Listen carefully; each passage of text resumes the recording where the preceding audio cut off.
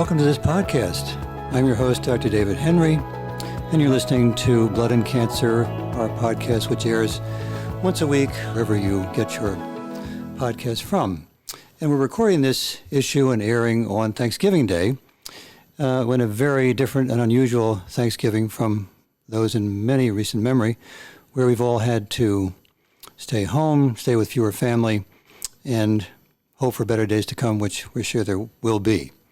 So we thought we'd do something different today. If you're tired of being alone and there's not much turkey left and you're thinking of doing something else because you have nothing else to do, you might be listening to our podcast, Blood and Cancer. So we thought we'd try and give you something a little different, a little interesting. So I hope you enjoy it. So what it's going to be is me going through some recent journals coming across the desk with some interesting topics and articles that are applicable and clinically relevant to us in practice, taking care of hematology and oncology patients. So we'll begin with one really nicely done issue of Blood from November 5, 2020. It's a series entitled, on the masthead, How I Treat Series Hematologic Complications in Pregnancy. So really very, very helpful. There's a 4-part series in this one issue. So I'll name them for you, make them for your reference. And by the way, on our webpage, mdedge.com/hematology-oncology, we'll put these web links so you can always go there if you'd rather not type it in yourself and click on that link to see these references. So the first one, by Drs. Dunleavy and McClintock, How I Treat Lymphoma in Pregnancy. The second one, Drs. Ferrari and Pavandi, How I Treat Thrombosis, Thrombotic Cytopenic Purpura in TTP in Pregnancy. Drs. Middledorp and Gansevoort, How I Treat Venous Thromboembolism in Pregnancy, always interesting and not infrequently coming up in the clinic. And the final in this 4-part series, Dr. Liebeck, Dr. Duvakot, and Dr. Krupp, How I Manage Pregnancy in Carriers of Hemophilia, and of course, pregnancy patients with von Willebrand's disease. So that's their first one in our mini journal club. Next, we go to the JCO, the Journal of Clinical Oncology, and this is the November 1 issue 2020. Dr. J.P. Wang gives an Asco update on evaluating hepatitis B when treating oncology patients. And if you're a frequent listener to Blood and Cancer podcast, we did an interview just last week on this, on how often and what tests we should do treating oncology patients who might be carriers and might reactivate hepatitis B. And I learned that not just those getting rituximab, but those getting maybe even standard doses of chemotherapy might reactivate. And here's an ASCO update on exactly that in that JCO issue, November 1. Also, in the October 22 issue, 2020, these are all 2020, of Blood, there's a nice review of how to make a diagnosis of hereditary hemorrhagic telangiectasia, and those of a certain age will recognize this as Osler-Weber-Rondeau. And the authors there go through 2 key points. The HHT genotypes are relevant but poorly predicted by some of the current analyses, and in this article, they go through a high-throughput DNA sequencing to look for one of the 4 genes, and I'm sure you all remember. Those are ENG, ACVRL1, SMAD4, and GDF2. And so while these help you diagnose HHT and what type, the authors describe how that's not it. You need that and clinically relevant parameters to put it all together and make your diagnosis and think about treatment of those people who certainly tend to bleed a lot.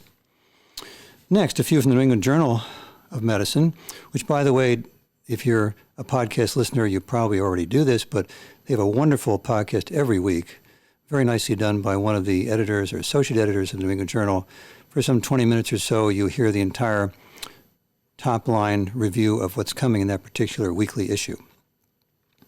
So the first one I want to mention is the October 29 issue on page 1711, entitled Osimertinib in Resected EGFR-Mutated Non-Small Cell Lung Cancer, first author Dr. Y.L. Wu. And so we know how to use these TKIs for driver-mutated non-small cell lung cancer metastatic. What about the early stage resected adjuvant? So this is a report of stage 1B all the way through 3, EGFR-mutated non-small cell lung cancer, and this was an osimertinib versus placebo-controlled trial, and there was a significant improvement in relapse-free survival for those patients on osimertinib. So this is really good news, and this will probably, if confirmed, maybe get us this medication in the clinic for these patients. In that same issue, page 1724, humoral immune response to SARS-CoV-2 in Iceland. So here the first author is Dr. D.F. Gudbjartsson, and this highlights, among other things, COVID-infected patients who were antibody positive maintained that antibody positivity for at least 4 months after their infection, suggesting they might be immune. Now, of course, we're not entirely sure which antibody, which assay, what it means, but here is an ongoing trial measuring these antibody tests in people who were infected. They're detecting them at least 4 months out, and this might morph into them being immune. We're hearing reports of patients who can get infected a second time, so that whole field is developing, but a nice reference to see how this plays out with post-infection antibody immunity. Same issue, New England Journal, October 29, page 1735, entitled Low-Dose Adoxaband in Very Elderly Patients with Atrial Fibrillation. First author, Dr. K. Okamura. So we know atrial fibrillation patients typically require full-dose anticoagulation to prevent stroke in particular. And, of course, it carries, especially in what tends to be an elderly population, a risk of bleeding. So this study took, quote, very elderly patients with atrial fibrillation and showed that a lower dose anticoagulation with Adoxaband could accomplish the same stroke heart attack prevention with a lower risk of bleeding. So food for thought going forward. Continuing New England Journal, November 5 issue, page 1813. These are two articles, page 1813, page 1827, on remdesivir in COVID-19 treatment. So the first one, page 1813. Remdesivir for the treatment of COVID-19, a final report, first author J.H. Beigel, and showing the utility of this medication now approved in the States to shorten the recovery time for patients getting sick and typically admitted for COVID-19 infection. The second report on page 1827 goes through remdesivir for 5 or 10 days in these sick enough to be admitted and treated patients. This first author is J.D. Goldman, and it shows that there did not seem to be a difference in administering the drug for 10 days versus 5 days, so perhaps a shorter course, the 5-day course, would be enough and save drug and spare the patient any potential of having to go out 10 days.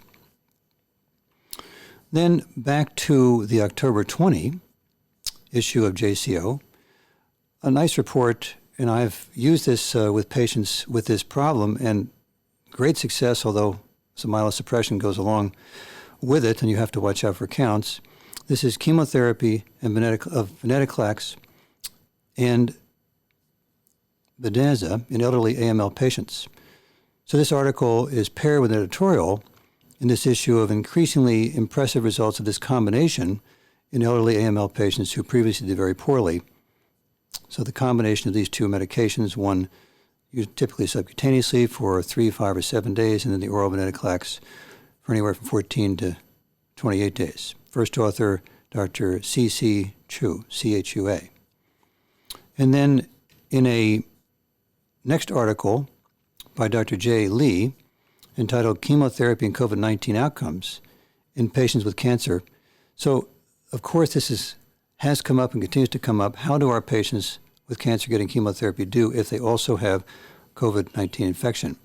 And the take-home point here is, unless it's extremely high-dose immunosuppressing therapy and tremendous other comorbid disease, these patients tend to do the same as those not getting chemotherapy, with some caveats of certain types and certain chemotherapies, but not a tremendously different population.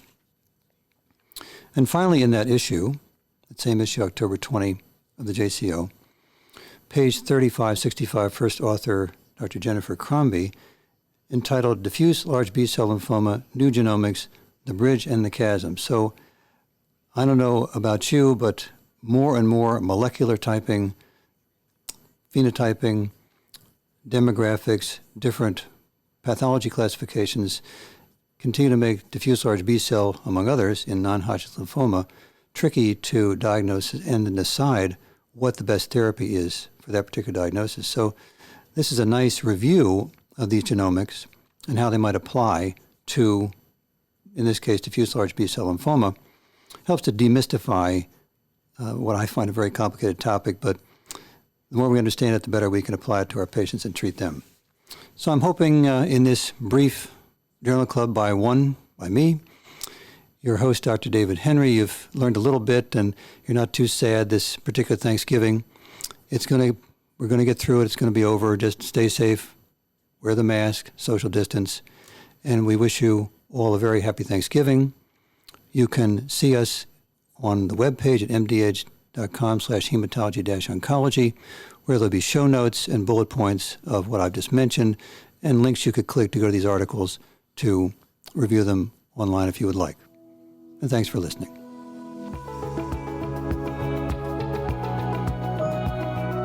And that's a wrap for this Thanksgiving edition of Blood and Cancer. Blood and Cancer is hosted by the editor-in-chief of MDedge HemOnc, Dr. David Henry. It's produced by MDedge editor Jennifer Smith, and all of our podcasts are produced by MDedge executive editor Kathy Skarback.